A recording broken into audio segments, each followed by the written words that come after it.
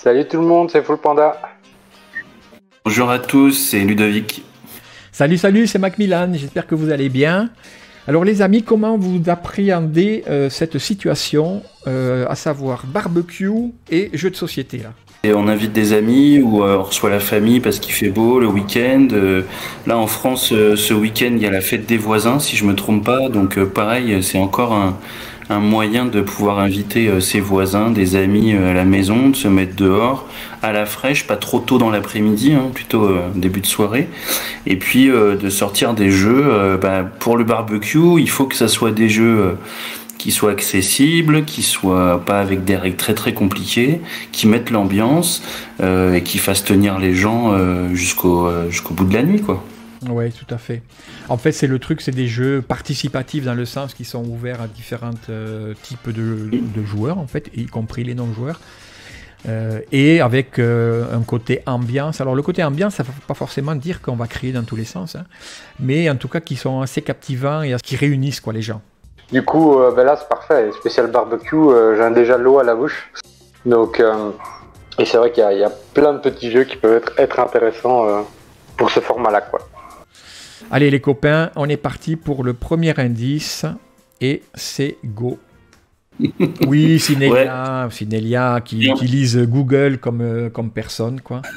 Effectivement. Et c'est un point de plus pour elle. Et effectivement, il s'agissait de Castle Heist. Je vais vous montrer. En fait, on a que des cartes dans ce jeu qui sont à télécharger. Voilà. Donc on a des cartes pour. C'est le dessus du château. Ça, c'est l'entrée du château. On en a 4 comme ça, donc on va pouvoir faire différents châteaux. Et puis en fait, c'est un jeu de 2 à 4 joueurs avec des personnages tout bien sympas. Je sais pas si on voit, je vais montrer une carte un peu plus précisément. Et sur la carte, il y a un dessin, une valeur, des petits icônes sur les côtés aussi. Et l'idée de ce jeu, c'est presque un jeu d'ambiance parce qu'en fait, on va avoir les cartes dans les mains et on va devoir, à son tour de jeu, poser une carte devant un joueur. Donc ça peut être nous, mais ça peut être un autre joueur aussi. Et il y a des contraintes. Il ne faut pas que ça soit une des couleurs qui a déjà été posée devant le joueur, ni une des valeurs. Une fois que plus personne ne peut jouer, on va additionner les cartes qu'on a dans les mains avec les cartes qui sont devant nous.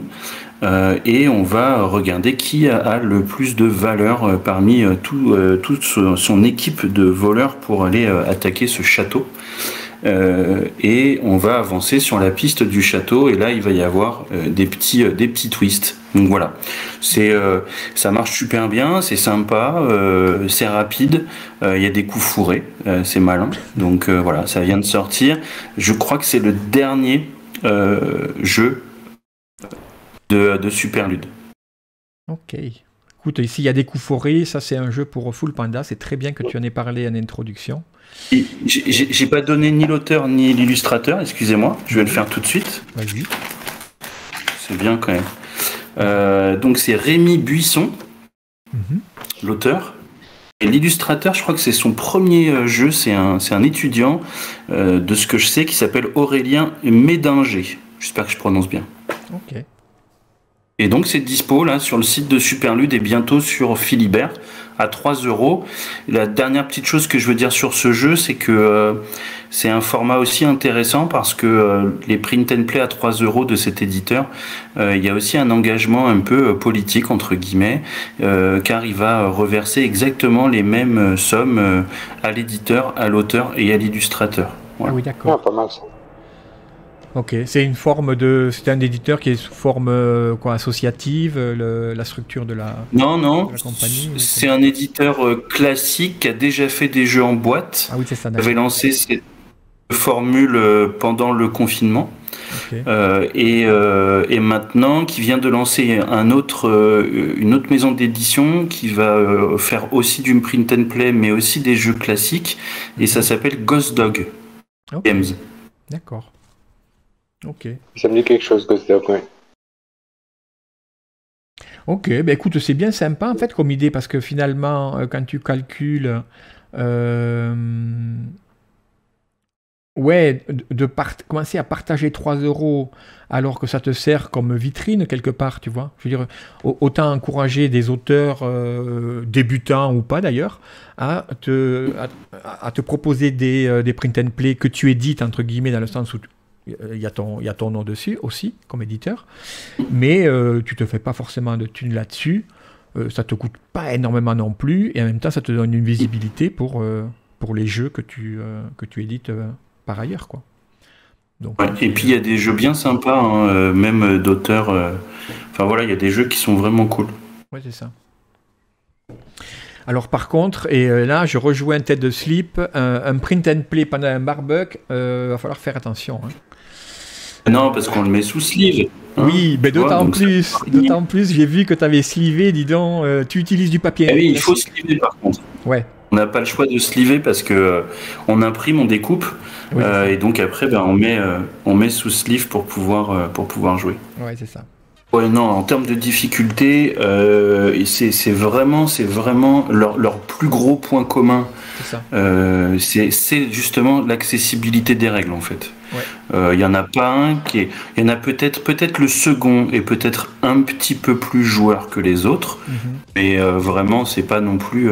Ça reste des jeux faciles à partager, voire même à faire jouer même à des gens qui ne sont pas habitués de la chose ludique. Exactement.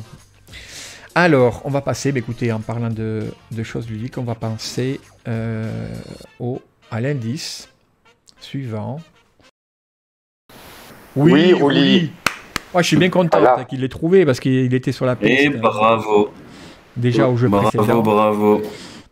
Et effectivement, nous sommes de 0 à 100 chez Scorpion Masqué, Ludo. Ouais. Exact. Du coup, ça c'est sorti il y a une semaine environ. C'est un jeu qui a été fait à 4 mains avec beaucoup de tonicité, d'humour. Comment résumer ce jeu? Alors c'est un jeu d'ambiance. Alors c'est fait par Antonin Bocara. Il n'y a pas d'illustration. C'est édité par donc le Scorpion Masqué, donc qui viennent donc du Canada. Et le graphiste c'est Sébastien Bizot et l'illustrateur Thibaut Courreau. Une fois qu'on a dit ça, on va expliquer un peu comment ça fonctionne. Écoutez, dans le jeu en fait on a plein de petites cartes comme on a vu sur ta photo.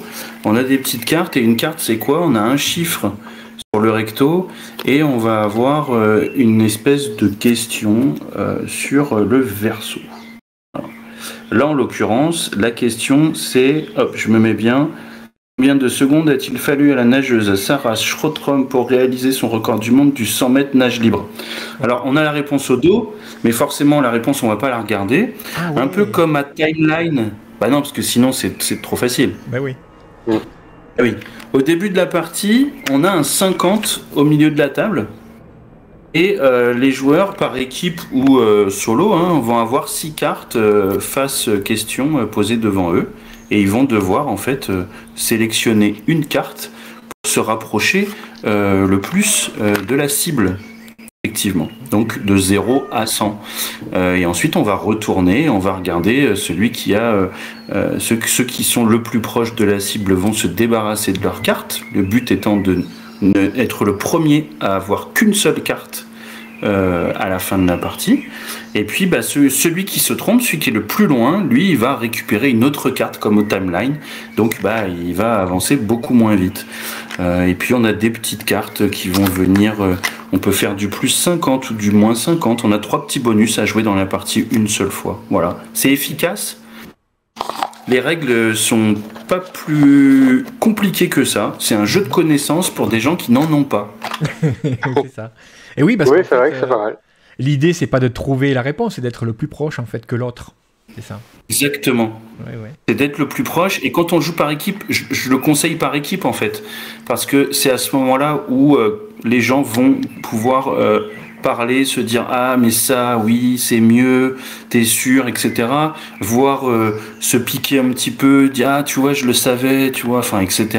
Et du coup c'est là où c'est un peu drôle, ça met vraiment une bonne ambiance et c'est très simple. Et en plus peut tout à fait aller faire le barbecue et laisser son équipe réfléchir, revenir, tourner les saucisses, etc. Mais oui. C'est parfait, pour ça, c'est parfait, ouais. Oui, oui. Non, mais on vous l'a dit, hein, ce soir, la thématique est abordée vraiment du début à la fin dans les moindres détails, en fait. Hein.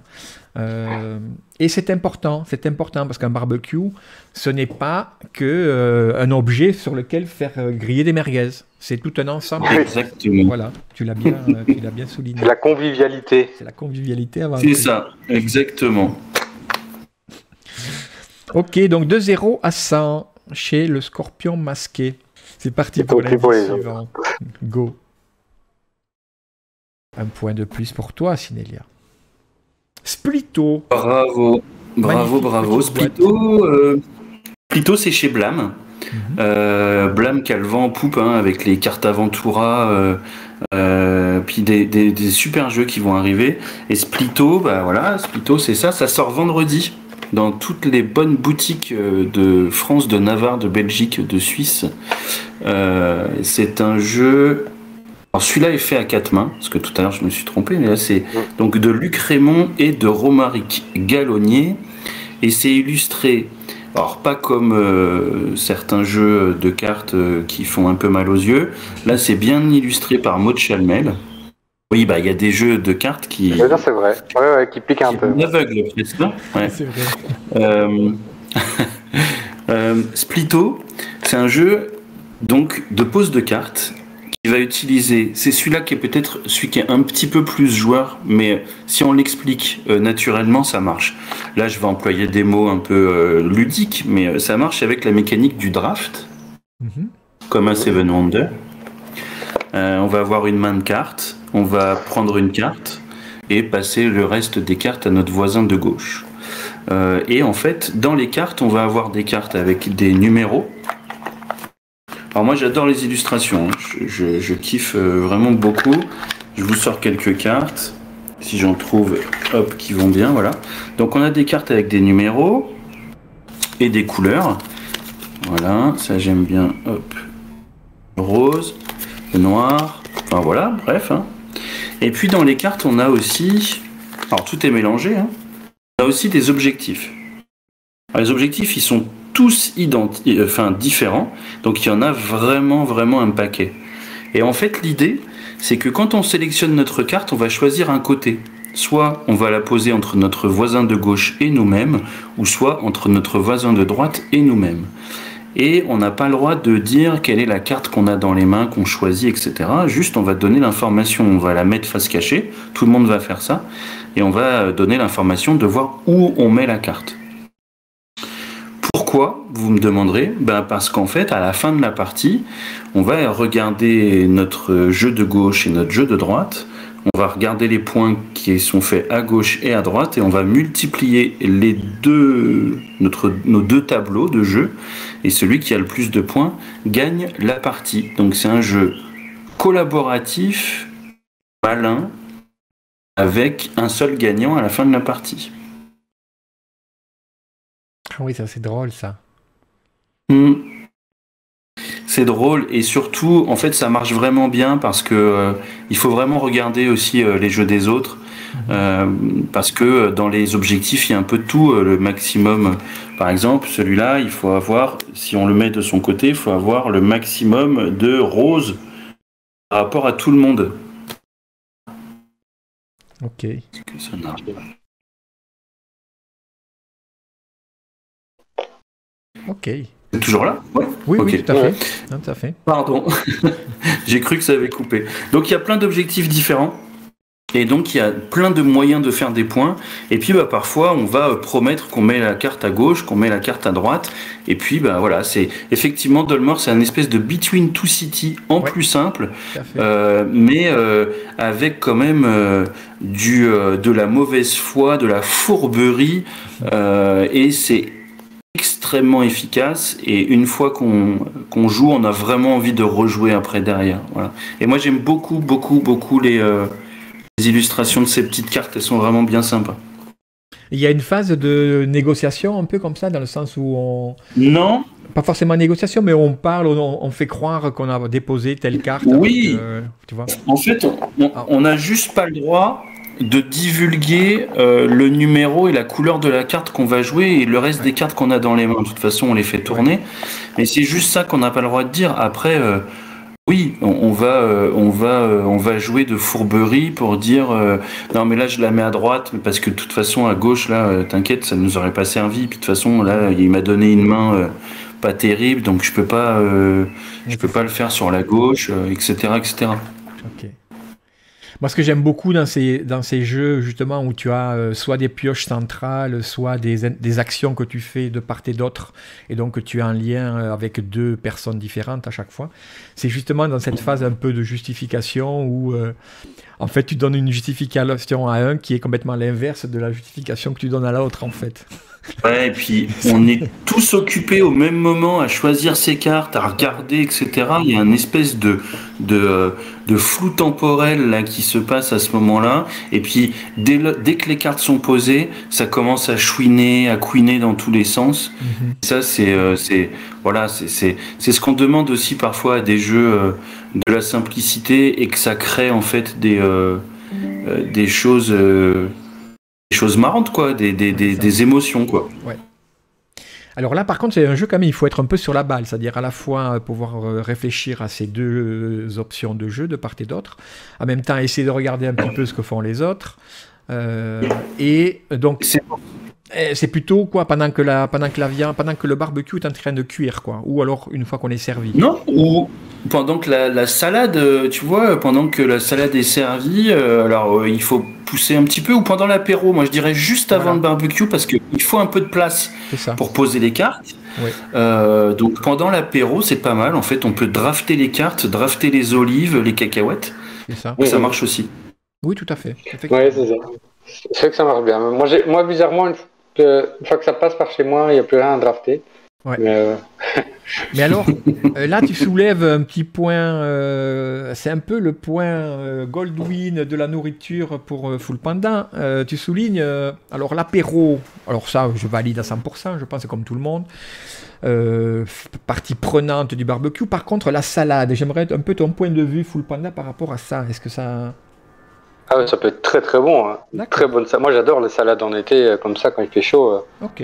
C'est super bon quoi. Ben, j'aime bien genre les salades avec feta, olives, composé, très frais comme ça. C'est ça. Ouais, c'est un plaisir. Hein.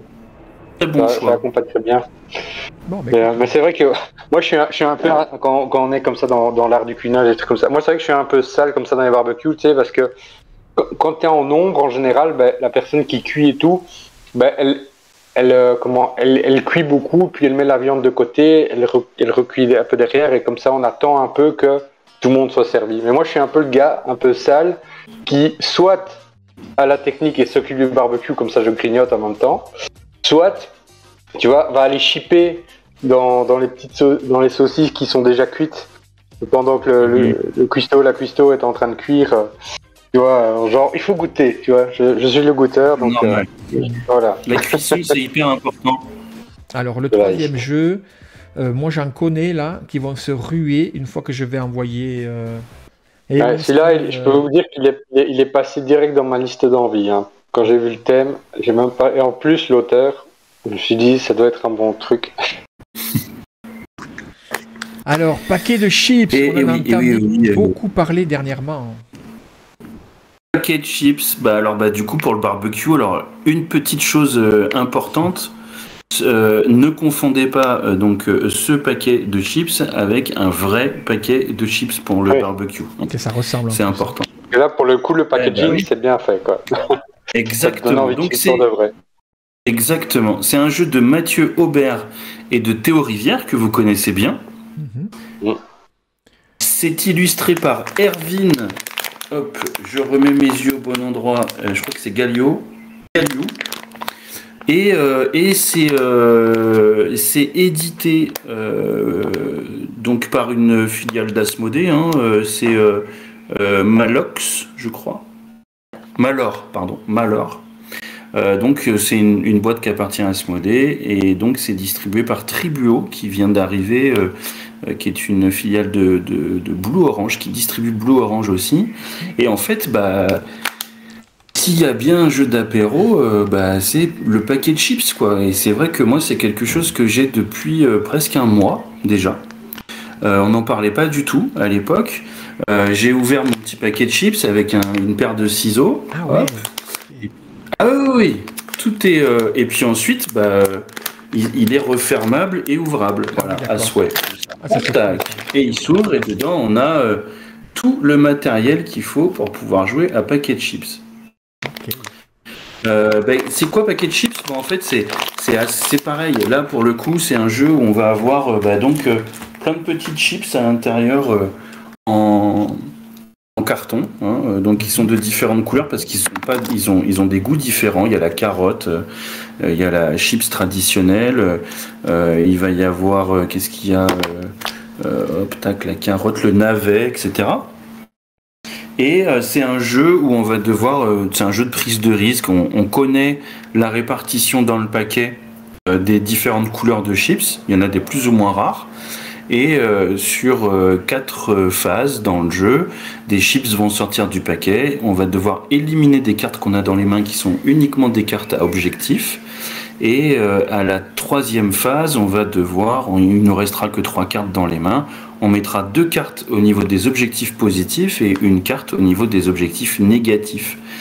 Et là, la magie opère parce qu'en fait, on aura pris les risques de savoir en fonction des tirages et en fonction des cartes qu'on a, si effectivement il y a plus de chips jaunes que de chips rouges, si la dernière chips c'est une bleue, et puis on va gagner des points plus ou moins importants, et en fonction, si on est premier, on va gagner 2 jetons du roi de la chips, et le premier qui arrive à 4, le deuxième gagne 1 point aussi, ça c'est important, comme ça il y a moins de frustration, et puis arrivé à 4, on a notre roi de la chips qui a été élu à l'unanimité. Donc un vrai jeu d'ambiance avec un super matériel, juste à pas confondre. Voilà, ceux-là ils sont moins croquants, les chips qu'il y a dans cette. C'est pas le même goût. Oui, c'est un peu plus cartonné, quoi. Mais alors, par contre, il y a une super originalité. C'est vrai que j'avais entendu déjà parler de ce jeu, même si je n'y ai pas joué.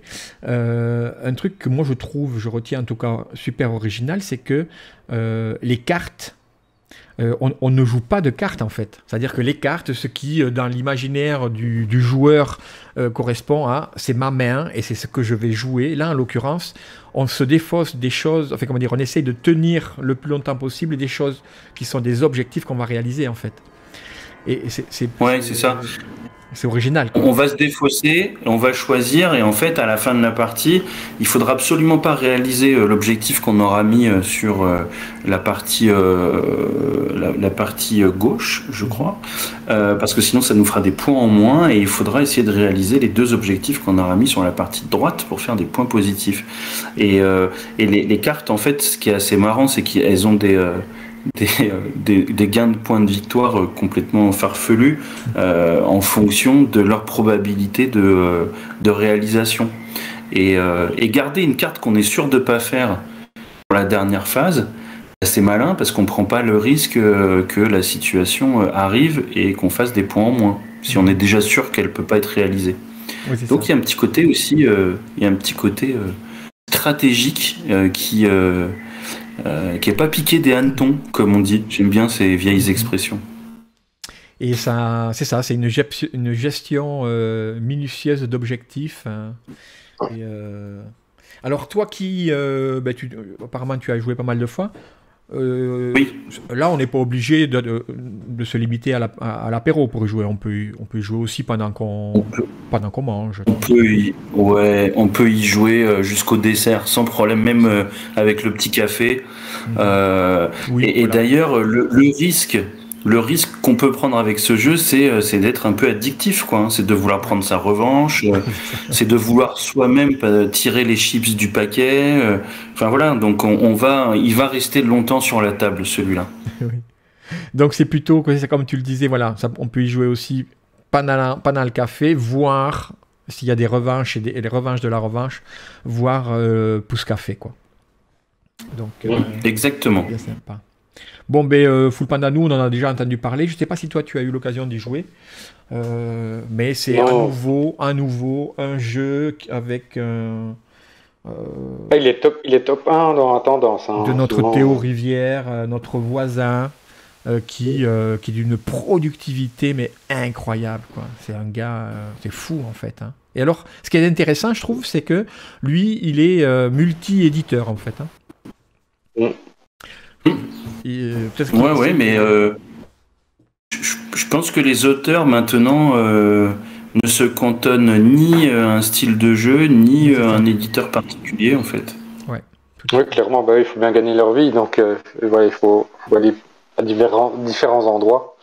Donc, ouais, puis Full Panda, en plus, il y a aussi le fait que les éditeurs, ils ont des collections différentes et des jeux en fait qu'ils proposent avec des publics différents. Donc du coup, on va pas. Ce jeu-là, il n'aurait pas pu être édité, tu vois, chez forcément un autre éditeur ou chez Repoprod, sûrement pas, par exemple, tu vois, pour prendre un éditeur belge. Donc je pense que c'est ça aussi le truc.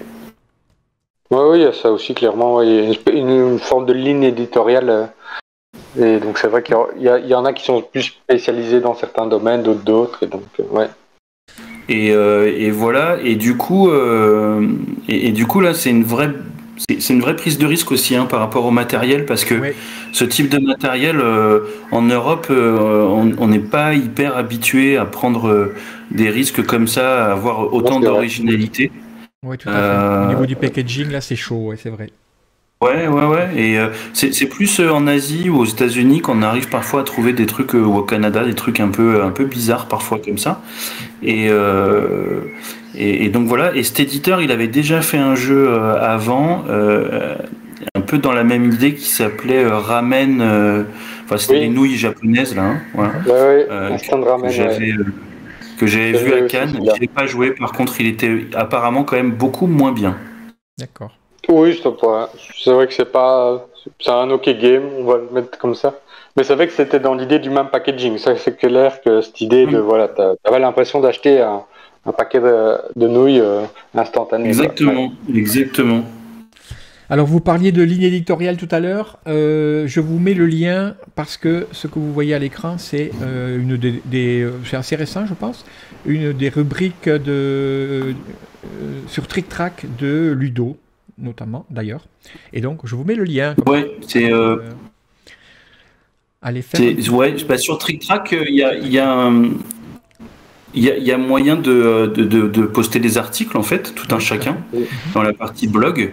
Et moi, depuis que je suis plus hébergé chez un blogueur au labo, j'écris mes articles directement sur Trick Track.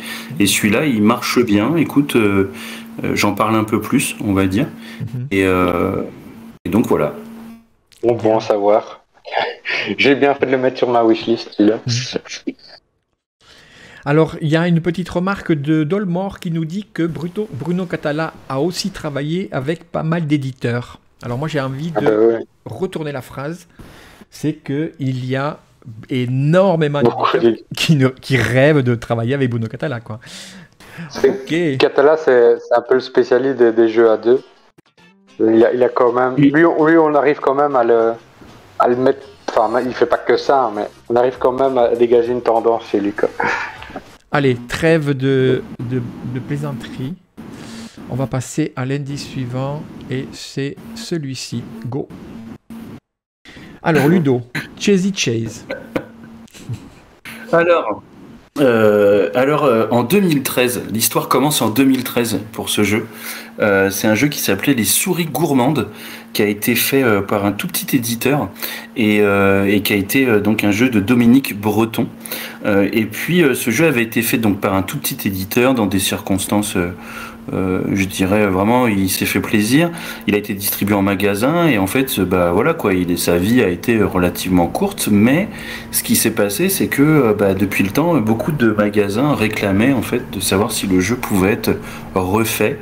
Et là, en 2022, aux éditions, qui est donc un éditeur qui est basé en Suisse, on travaille avec toute l'Europe là ce soir, on fait des barbecues avec toute l'Europe, a décidé de recontacter l'auteur et de redonner une chance à ce jeu, parce qu'à force qu'on lui demande de le revoir sur les étals. Ben voilà. Donc du coup, ils ont rééquilibré un peu, ils ont refait les illustrations. Voilà.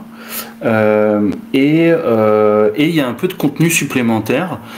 C'est quoi Cheesy Chase? C'est un jeu pour enfants très familial. Et en fait, dans ce jeu, c'est un stop ou encore, tout simplement. Ça va pas plus loin, mais c'est un stop ou encore assez marrant, assez malin. On est tous des souris dans le jeu de base. On n'a pas, c'est pas asymétrique, rien du tout. Ça, c'est dans le contenu supplémentaire. Mais sinon, bah, on va tirer des cartes et on va devoir s'arrêter quand il faut, parce que dès lors où on a 3 chats ou 3 fromages qui apparaissent à totalité sur l'ensemble des cartes qu'on a prises, et ben on perd tout et c'est au joueur suivant de piocher des cartes. Et donc on va aller jusqu'à la fin de la pioche et ensuite on va compter nos bouts de fromage, tout simplement. Okay. C'est tout simple. Ensuite, on a la possibilité d'agrémenter ça quand on a l'habitude un peu de jouer ou quand les enfants grandissent un petit peu, avec des petites cartes et chaque... Donc là, c'est asymétrique. Et donc, on est là pour le coup, une souris un peu particulière qui a un petit pouvoir particulier qui va venir un peu bouleverser gentiment les règles du jeu. Au niveau de la disponibilité, alors il faut savoir que là, très récemment, Oz a posté un petit message sur les réseaux pour dire que la société allait pas très très bien, qu'il est obligé d'abandonner tous les projets qu'il avait en cours. Et par contre, le seul projet qu'il garde, c'est et qui va peut-être être déterminant d'ailleurs dans la survie de cet éditeur, ça va être Cheesy Chase. Et donc il va le proposer début juin en précommande sur son site. D'accord. Enfin, je sais plus sur quel site ça va être, mais suivez aux éditions. C'est un petit jeu vraiment. Voilà quoi. Parfois, dans la simplicité, on arrive à faire des choses exactes, qui sont efficaces. Et moi, j'adore les illustrations. Il y a un petit côté Garfield que je trouve assez marrant. Oui, tout à fait. Tu vois, vrai, le chat. Ouais, le chat, je trouve qu'il a une tête marrante. Alors, je vous ai parlé du chat. C'est pas la seule, c'est pas le seul danger dans cette maison. Il y a la fameuse tapette à souris aussi. Ah. Ah ouais. Et que c'est le père de Cher, donc. 3 chats ou 3 tapettes à souris et le tour est terminé. Ah waouh. Mais on a aussi cette carte là, le triple fromage, qui nous fait arrêter notre tour automatiquement, parce que alors là, on a eu un coup de chance, on a chopé les 3 fromages, c'est au joueur suivant de jouer ensuite. Ok. Voilà. Okay. Donc, pour des questions plus que du jeu, mais peut-être pour des questions aussi de soutien à un éditeur, etc. Moi, franchement, je vous conseille de participer. Je connais pas le prix. Moi, je touche pas d'argent sur le jeu. Oui, mais t'as bien fait. J'ai mis le lien d'ailleurs. J'ai mis le lien. Allez checker. Allez jeter un œil. Ça coûte que dalle. De toute façon, on fera un rappel. Le jour même où ce sera possible, on fera un rappel. Allez dans vos favoris, mettez-le dans vos favoris, on vous fera un rappel.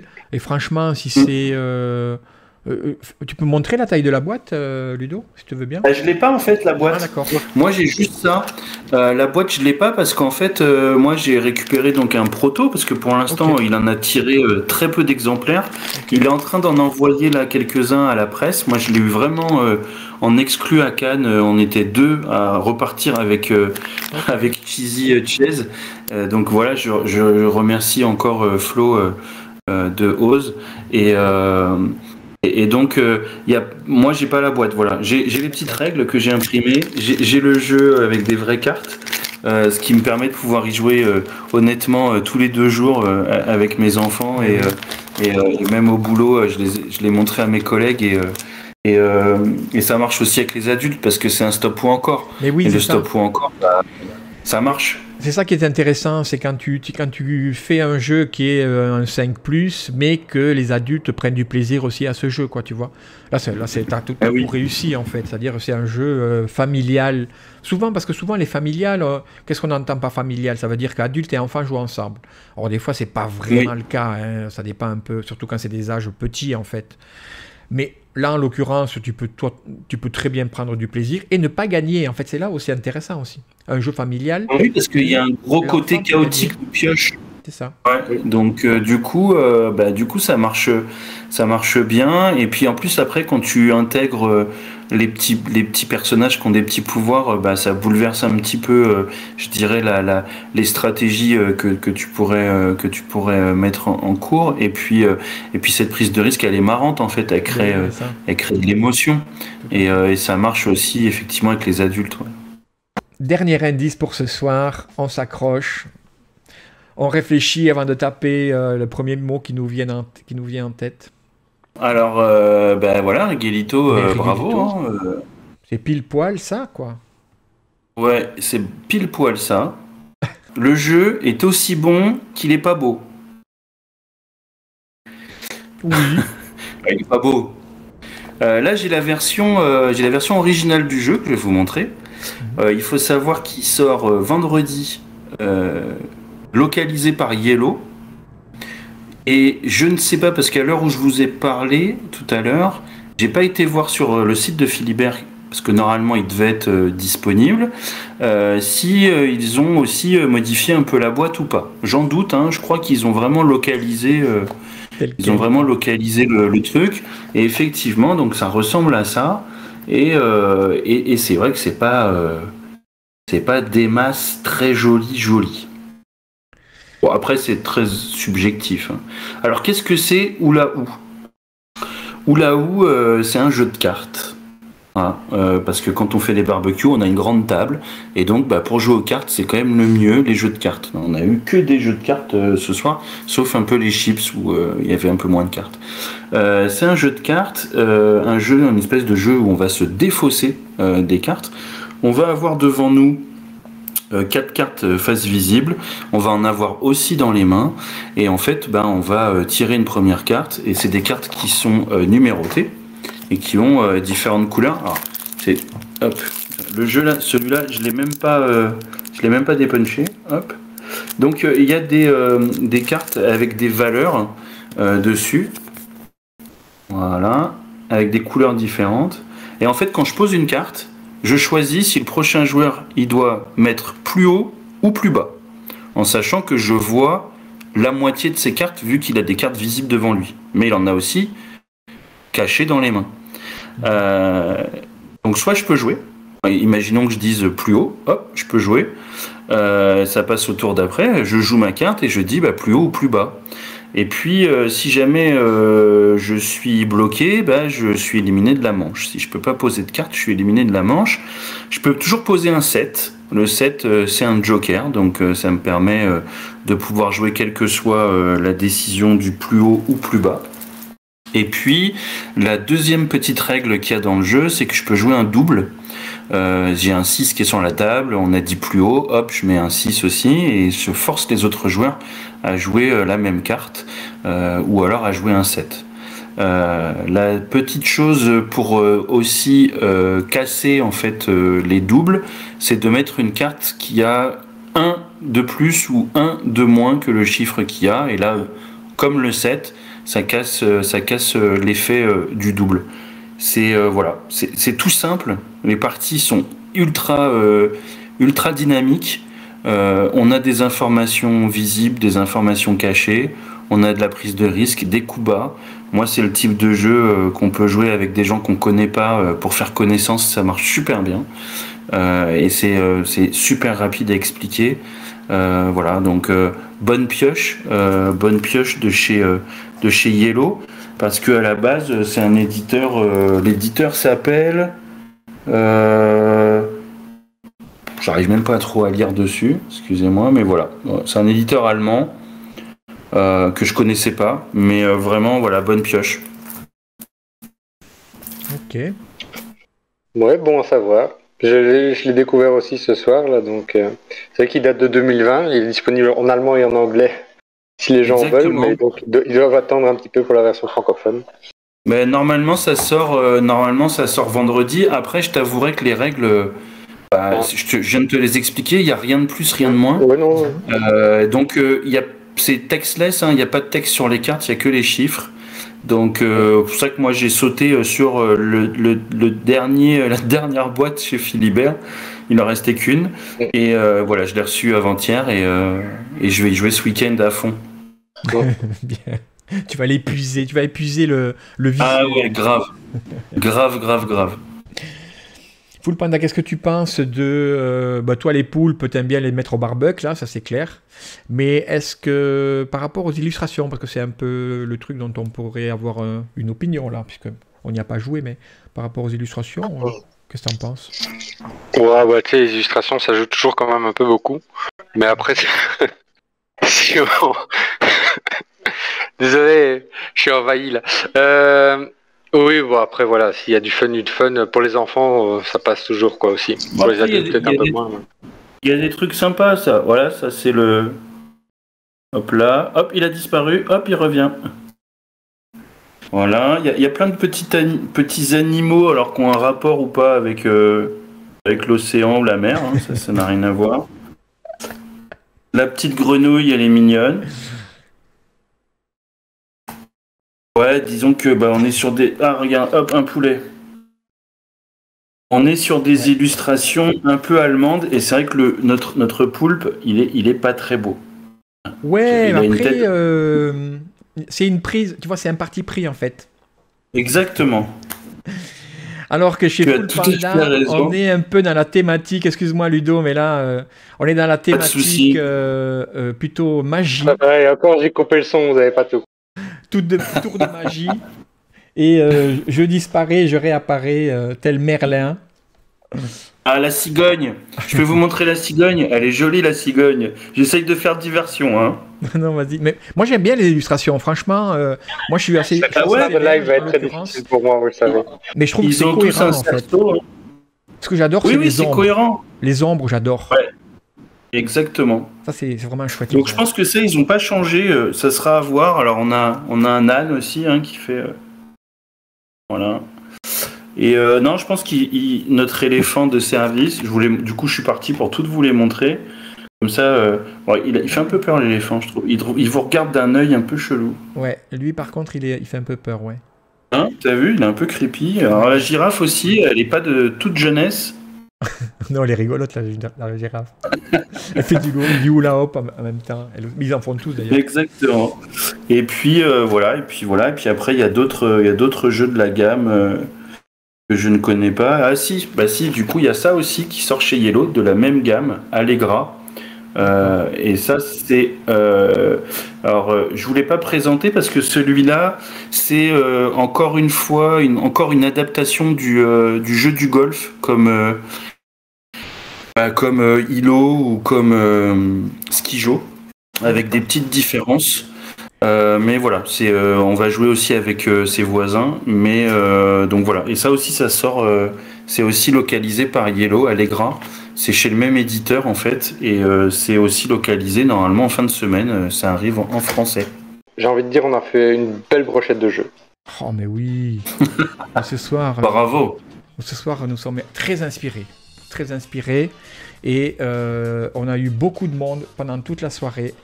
Et ça nous fait bien plaisir. Les amis, on va juste passer en revue les 5 jeux dont on a parlé tant qu'on les a encore frais en mémoire. Comme au téléachat, bim. Voilà. 0 à 100. Un jeu de connaissances sans être cultivé, très accessible, ça marche vachement bien. Une espèce de timeline avec des chiffres et des évaluations. Super. Scorpion masqué, c'est déjà disponible. Splitto, on a eu ensuite. Splitto, c'est peut-être celui-là le plus joueur de toute la sélection. On va jouer avec ses voisins et on va devoir maximiser ses points. Des superbes illustrations, des belles cartes, une rejouabilité excellente et un jeu un peu chafouin, un peu tordu, qui va vous faire couiner dans les chaumières et même sur les terrasses. chafouin comme Ça, c'est chez l'ambiance chez Full Panda ce soir. Oui, Ensuite, et ça, c'est. Ensuite, le paquet de chips. le célèbre paquet de chips. Tu vois, il est encore ouvert, je les ai pas terminés. Donc, paquet de chips. Ça, c'est un jeu du coup qui sort chez Asmodée. Là, c'est de la prise de risque. Hein. Il y a un peu de calcul. On va évaluer nos chances de réussir nos objectifs avec un matériel spécifique. On pourrait même faire des séances d'ASMR avec le paquet pour dormir le soir. Super matériel, prise de risque par rapport à l'éditeur, par rapport à ça. Ça se sort avec tout le monde. Les parties sont dynamiques et rapides. C'est dispo. Ensuite, le Cheesy Chase. Voilà, le petit chouchou, Cheesy Chase qui revient et qui va être du coup donc un stop ou encore familial enfant à partir de 5 ans. C'est très efficace, matériel très simple, c'est des cartes et on va jouer avec des fromages, des chats et des tapettes de souris. On va pouvoir même jouer avec des super souris pour remonter un petit peu le niveau du jeu. Et c'est donc chez Oz Éditions. Ça va bientôt être en précommande et il faut y aller parce qu'il y a peut-être derrière ça la survie d'un éditeur super chouette. Ouais, tout à fait. On en reparlera d'ailleurs dans le cours des émissions suivantes. Mais n'hésitez pas à vous aussi à vous tenir au courant chez Oz Éditions. Ils sont suisses, je pense. Exactement. C'est un Français qui est expatrié en Suisse et donc voilà. Et le saillant Hula Hoo. Jeu de cartes à élimination, mais super rapide, très dynamique, pareil, chafouin, on va se faire des petits coups, il y a des retournements de situation avec des illustrations particulières, parce que même là, d'ici, on a du mal à s'imaginer que c'est une pieuvre qui fait du hula hoop. Et ça, c'est pareil, actualité très récente, c'est normalement dispo vendredi chez tous les bons ludicaires francophones et ça va être édité, localisé par Yellow. Bien, super, merci. Et avec ça, encore. Vous passez pas des bons barbecues, je sais plus de quoi répondre. Non, mais c'est ça en fait. Nous là, on s'est décarcassé un peu à la mode Ducrot pour essayer de vous trouver la fine fleur de vos barbecues à venir. Pour les fidèles qui restent jusqu'à maintenant, sachez en tout cas qu'on a déjà l'invité de la semaine prochaine et je dirais juste que c'est un auteur de jeu. Voilà. Donc soyez là. Les amis, on vous embrasse. Merci, c'était super. On a passé un bon moment. Merci à vous dans le chat qui avez été là, toujours aussi prolixe, en blague et aussi en truc sérieux. Allez, la bise à tous. Ciao, ciao. Et ciao. Merci.